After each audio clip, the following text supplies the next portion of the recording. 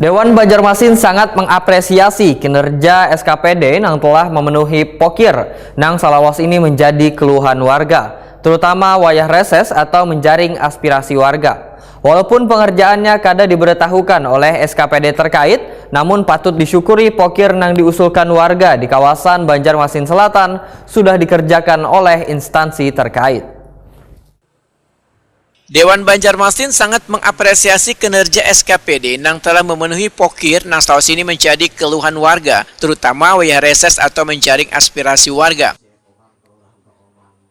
Walaupun pengerjaannya kada diberitahukan oleh SKPD terkait, namun patut disyukuri pokir nang diusulkan warga di kawasan Banjarmasin Selatan sudah dikerjakan oleh instansi terkait.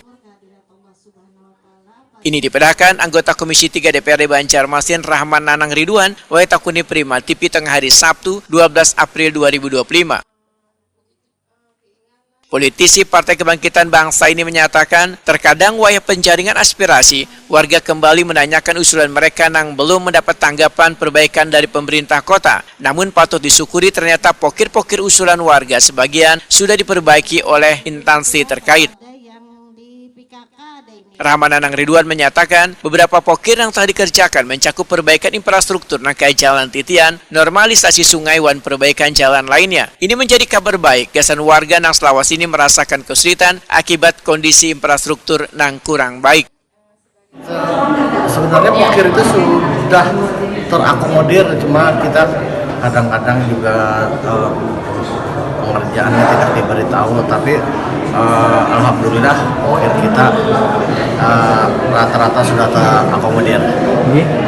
Apa pokir kita terakomodir tuh? Itu kan di sebagian besar dan yang lebih banyak diajukan dari pokir itu kan infrastruktur, perbaikan titian, normalisasi sungai, terus rehab jalan. Ini sudah rata-rata sudah terakomodir. Rahman Nanang Ridwan berharap SKPD telah meningkatkan kinerjanya dan transparansi dalam pelaksanaan pokir di masa mendatang agar warga dapat merasakan manfaat yang lebih besar dari pembangunan di kota Seribu Sungai ini.